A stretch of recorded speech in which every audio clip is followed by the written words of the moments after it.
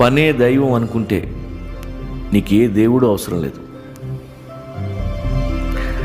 స్పెషల్గా దేశానికి సేవ చేయని అవసరం లేదు. 10 మందికి తిండి పెట్టాలి. సొసైటీని సీరియస్గా తీసుకోవద్దు. లుచ్చాలు లఫుట్లు తప్ప ఎవరున్నారు అక్కడ?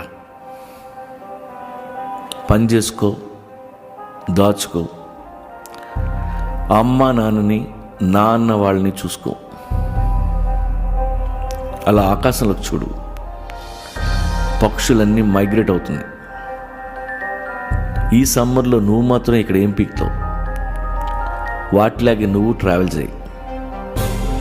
అలా తిరిగిరా. బోల్డ్ ఎంత ప్రపంచం ఉంది. ఎన్నో చూడొచ్చు, ఎందరినో కలవచ్చు.